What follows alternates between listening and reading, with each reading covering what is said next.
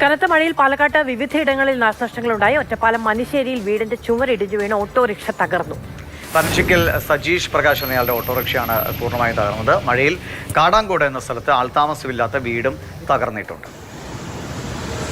തകർന്ന് വീണ വീടിന്റെ ദൃശ്യങ്ങളാണ് നമ്മളിപ്പോൾ കണ്ടുകൊണ്ടിരിക്കുന്നത്. ഗോകുൽ VS വിവരങ്ങളുമായി നമ്മളോടൊപ്പം ചേരുന്നുണ്ട്. ഗോകുൽ, എന്താണ് പാലക്കാട്ടെ ഒരു സാഹചര്യം? വിവിധയിടങ്ങളിൽ ജില്ലയിൽ വ്യാപകമായ നാശനഷ്ടങ്ങൾ റിപ്പോർട്ട് ചെയ്യുന്നുണ്ടല്ലോ.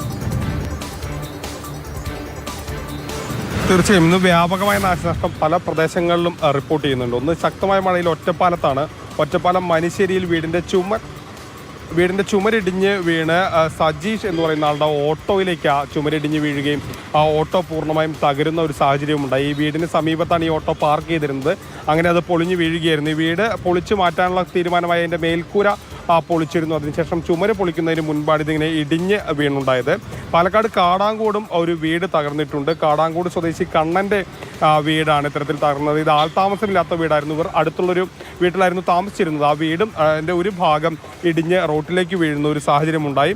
ഏറ്റവും പ്രധാനപ്പെട്ട കാര്യം, മണ്ണാർക്കാട് കുരുതിച്ചാലിൽ അകപ്പെട്ട യുവാവിൻ്റെ മൃതദേഹം കണ്ടെത്തി. 3 ദിവസം ഈ യുവാവിന് വേണ്ടി വലിയ തിരച്ചിൽ നടത്തി.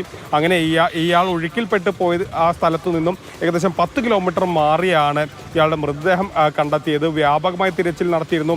സ്കൂബ ടീമുകൾ അടക്കം വന്ന് തിരച്ചിൽ നടത്തുകയായിരുന്നു. 10 കിലോമീറ്റർ മാറി പുഴയ്ക്ക് സമീപം കുടുങ്ങിക്കിടക്കുന്ന നിലയിലായിരുന്നു ഇയാളുടെ മൃതദേഹം ഉണ്ടായിരുന്നത്.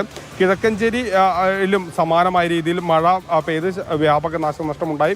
പിന്നീട് അട്ടപ്പാടിയാണ് ഒരു മേഖല. അട്ടപ്പാടിയുടെ വിവിധ സ്ഥലങ്ങളിൽ മരം വീണ് പ്രശ്നങ്ങൾ ഉണ്ടായിട്ടുണ്ട്. പല മേഖലയിലും വൈദ്യുതി ബന്ധം പോയിട്ടുണ്ട്. ITDPയുടെ ക്വാർട്ടേഴ്സിന് മുകളിലേക്ക് മരം വീണും നാശനഷ്ടം ഉണ്ടായിട്ടുണ്ട്. അങ്ങനെ ജില്ലയിൽ പരക്കെ ഇന്ന് നാശനഷ്ടം റിപ്പോർട്ട് ചെയ്യുന്നുണ്ട്. ഇപ്പോൾ മഴയ്ക്ക് അല്പം ശമനമുണ്ട്. ഇന്ന് താരതമ്യം ചെയ്യുകയാണെങ്കിൽ, മഴയുടെ ഒരു ശക്തി താരതമ്യം ചെയ്യുകയാണെങ്കിൽ ഇന്നലത്തെ അപേക്ഷിച്ച് കുറവാണ്. എങ്കിലും വ്യാപകമായ നാശനഷ്ടം വിവിധ മേഖലകളിൽ ഉണ്ടാകുന്നു എന്നുള്ളതാണ്.